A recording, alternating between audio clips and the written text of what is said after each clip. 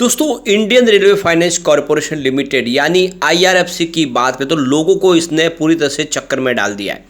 जहां पे देख दो कि गिरावट के साथ में तो शुरुआत हुई, लेकिन जो क्लोजिंग हुई वो बहुत ज़बरदस्त हुई, यानी 3-4% की तेज़ी के साथ में। अब आप ये देख सकते हो कि इसमें बहुत ज़्यादा लोग भ्रमित हुए। एक तरह से आप देख सकते हो कि एक रोलर कोस्टर देखने को मिला, बहुत ज़बरदस्त गिरावट के साथ बहुत ही शानदार तेज़ी। और इसके पीछे वजह रही, क्योंकि आप देख ही सकते हो कि बहुत सारे लोगों ने जब रिजल्ट आया उसके बाद में कहने लगे कि अब बहुत भारी गिरावट होगी, स्टॉक के अंदर इस तरह गिरावट का माहौल बनेगा क्योंकि रिज़ल्ट अच्छा नहीं है। लेकिन हुआ उसके उलट, और इसके पीछे वजह भी थी कि रिज़ल्ट काफ़ी अच्छा था। अगर आपने मेरे वीडियो देखे होंगे पिछले, तो रिज़ल्ट के बाद ही मैंने कह दिया था कि बहुत अच्छा रिज़ल्ट है। और फिर भी उसके बावजूद भी लोगों ने डर के मारे काफ़ी ज़्यादा शेयर बेचे और इस वजह से गिरावट के साथ शुरुआत हुई, लेकिन क्लोजिंग काफ़ी अच्छी रही। अब आगे की क्या संभावना है? वैसे क्या सरकार ओएफएस लाने जा रही है?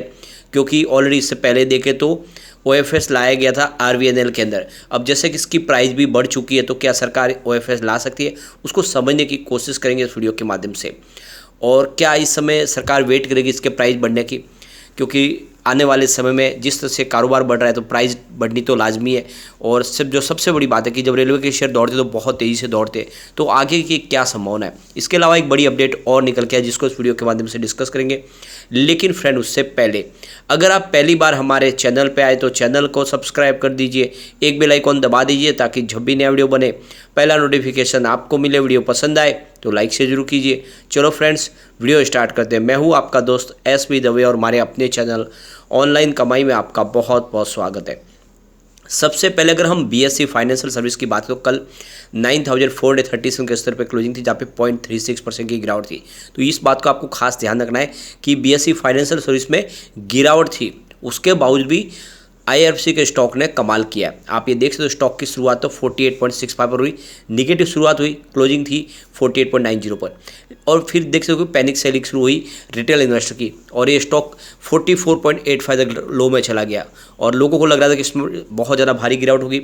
और बात ये भी है कि काफ़ी लोगों ने डरा भी दिया था, लेकिन आप देख सकते हो कि जैसे पॉजिटिव माहौल बनने लगा, बड़े फंड हाउस ने जम के खरीदारी शुरू की।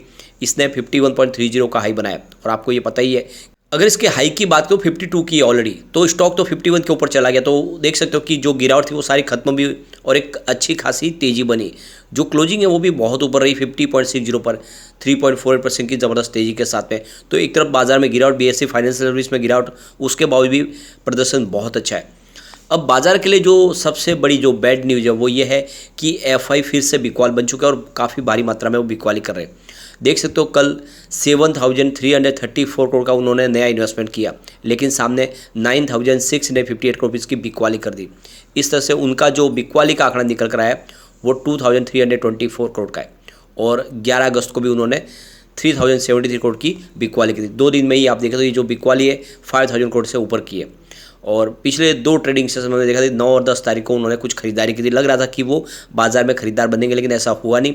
उन्होंने अपनी बिकवाली जारी रखी हुई, और ऐसे में बाजार में माहौल गिरावट का बन सकता है। तो अगर गिरावट होती है तो हर स्टॉक नीचे आएगा। अब ये डीआई की बात करें तो डीआई ने बाजार को संभाला हुआ है। आप देख सकते हो कि उन्होंने 7,640 करोड़ का नया इन्वेस्टमेंट किया, सामने 6,179 करोड़ की बिकवाली की। इस तरह से उनका जो खरीदारी का आंकड़ा निकल के आ रहा है वो 1,460 करोड़ का है। तो बाजार को सपोर्ट मिल रहा है फिलहाल डीआई की तरफ से, लेकिन जो बिकवाली है वो एफआई की ज़्यादा है। इसके रिटर्न को अगर देखें तो काफ़ी अच्छा है। पिछले एक साल में स्टॉक ने 138% का पॉजिटिव रिटर्न दिया है। 3 मंथ की बात करें तो स्टॉक ने 52% का पॉजिटिव रिटर्न दिया है, लेकिन 1 मंथ के हिसाब से स्टॉक ने 56% का ज़बरदस्त रिटर्न दिया है, और 1 डे के हिसाब से लगभग 4% की तेजी है। ओवरऑल इसका रिटर्न अच्छा है। और आप देख ही सकते हो इसका आईपीओ आया था 26 के आसपास। अब वो आईपीओ प्राइस से तो पैसे डबल हुए ही ऑलरेडी। वैसे कंपनी ने 3-4 रुपये का डिविडेंड का अनाउंसमेंट भी किया, तो ये भी बेनिफिट ही है। और पीएसयू स्टॉक में हमेशा अच्छा डिविडेंड मिलता ही है। अब यहाँ पे अगर हम इसके रिवेन्यू की बात करें तो बहुत ही शानदार है। पिछले 4-5 क्वार्टर के अंदर देखें तो सबसे बेहतर इस बार रिवेन्यू देखने को मिला है। आप ये देख ही सकते हो मार्च 2022 में 5,930 रुपीज़ के आसपास कंपनी का रिवेन्यू था, और जून 2022 में ये घट के 5,627 करोड़ के आसपास पहुंच गया। सितंबर में फिर से बढ़ के 5,810 करोड़ के आसपास पहुंचा और दिसंबर में बढ़ के 6,218 करोड़ के आसपास पहुंच गया और मार्च में ये 6,236 करोड़ तक पहुंचा। यानी पिछले 3 क्वार्टर से लगातार थोड़ा थोड़ा रिवेन्यू बढ़ा था, लेकिन इस बार 6,679 करोड़ का ज़बरदस्त रिवेन्यू बढ़ा। तो रिवेन्यू बहुत ही शानदार और पिछले 4-5 क्वार्टर में देखें तो सबसे बेहतर रिवेन्यू इस बार देखने को मिला है। प्रॉफिट की बात करें तो यहाँ पे देख सकते हो कि मार्च 2022 में 1,493 करोड़ के आसपास प्रॉफिट था, जून में बढ़ के 1,662 करोड़ तक पहुँच गया और सितंबर में ये 1,714 करोड़ तक पहुँच गया। यानी पिछले 3 क्वार्टर लगातार बढ़ा। उसके बाद में अगर आप देखें तो दिसंबर में घट के 1,633 करोड़ तक आ गया और मार्च में ये 1,328 करोड़ तक पहुँच गया। नहीं, प्रॉफिट में फिर गिरावट हुई, लेकिन इस बार आप देख सकते हो कि प्रॉफिट फिर से बढ़ के 1,556 करोड़ तक पहुँचा है। तो ये देख सकते हो आपकी जो लगातार प्रॉफिट कमा था उसमें फिर से इजाफा होना शुरू हो चुका है। तो इसलिए कह सकते हैं कि रिजल्ट बेहतर है और रिवेन्यू तो लगातार बढ़ी रहा है, प्रॉफिट में भी फिर से इजाफा शुरू हो गया। ऐसे में आने वाले समय एक संभावना पॉजिटिव तो बनी रही है और कंपनी का बिजनेस तो काफ़ी अच्छा है, यूनिक है, क्योंकि इसका 0 NPA जो बॉन्ड्स के माध्यम से फंड रेज करके रेलवे को प्रोवाइड करते हैं उसकी गारंटी भी सरकार लेती है। सिर्फ 37 एम्प्लॉय इस कंपनी को चला रहे और ऐसे में खर्च बिल्कुल है नहीं। आप ये देख ही सकते हो कि बिजनेस वाकई में यूनिक है, काफ़ी मजबूत है और लगातार मार्केट कैप बढ़ रहा है। अब इसकी पेयर कंपनियों की बात करें तो आपको बड़ी बड़ी कंपनियां दिखाई देगी, जिसमें Bajaj holdings and investment limited जिसकी प्राइस 7,300 के आसपास है। अब पावर फाइनेंस कॉर्पोरेशन लिमिटेड की बात करें तो 264 की इसकी प्राइस है। SBI card and payment service की बात करें तो इसकी प्राइस 854 के आसपास है। श्रीराम फाइनेंस लिमिटेड की बात करें तो इसकी प्राइस देखें 1,813 के आसपास है और बजाज फाइनेंस लिमिटेड की बात करें तो स्टॉक 7,018 के आसपास की प्राइस है। तो ये तो आप क्लियरली समझ ही सकते हो कि इस फाइनेंस कंपनियों की लिस्ट में ये स्टॉक बहुत नीचे और बाकी सारे स्टॉक बहुत ऊपर तक चले गए। ऐसे में आने वाले समय इसमें ऊपर जाने की संभावना बहुत ज़्यादा है। यानी निकट भविष्य में अगर आप देखें तो ये स्टॉक आराम से 500 को और 1,000 के टारगेट भी दिखा सकता है अगर आप इसको लॉन्ग टर्म के लिए होल्ड करते हो तो। अब एक अच्छी गुड न्यूज़ यहाँ पर निकल के आ रही है। अब देख दो कि बेंगलोर में जो सेकेंड सबर्बन रेलवे कॉरिडोर तैयार हो रहा है, आने वाले 2 साल में ये कंप्लीट होगा और देख सकते हो कि लगातार बेंगलोर में ऐसे बड़े कॉरिडोर बनाए जा रहे हैं। पॉपुलेशन के हिसाब से देखें तो वहाँ पे इस समय रेलवे के लिए बहुत सारी फैसिलिटी प्रोवाइड की जाएगी। तो ये जो कॉरिडोर है, करीब 25 किलोमीटर का जो कॉरिडोर है, ये देख सकते हो कि इसको करीब 24 महीने में कंप्लीट करने की जो योजना रखी गई है, लेकिन 2028 के पहले किसी भी हालत में इसको कंप्लीट किया जाएगा। और आप देख सकते हो कि लगातार इस तरह से बहुत सारे कॉरिडोर बनाए जा रहे हैं। ऐसे में रेलवे के जो प्रोजेक्ट है वो आने वाले समय में IRFC के लिए बहुत सारे दरवाजे खोल रहे हैं। आप ये देख सकते हो सरकार ने बहुत सारी योजना एक के बाद एक लाई हुई है और जिस तरह से सारे रेलवे स्टेशन है उसका रीडेवलपमेंट होना है, जितने रेलवे ट्रैक है उसका दोहरीकरण होना है, इलेक्ट्रिफिकेशन होना है, कवच टेक्नोलॉजी से लेस करना है, बहुत सारा काम होने वाला है। ऐसे में IRFC आने वाले समय डेफिनेटली आपको एक अच्छा रिटर्न दे सकता है। तो कुल मिला के लॉन्ग टर्म इन्वेस्टर के लिए बहुत अच्छा मौका है। अब जैसे कि IRFC के लिए सरकार ने प्लान बनाया था, पिछले दिन जो खबर निकल के आ रही थी कि सरकार 11% की स्टेक बेच सकती है ये डिस इन्वेस्टमेंट प्लान के तहत।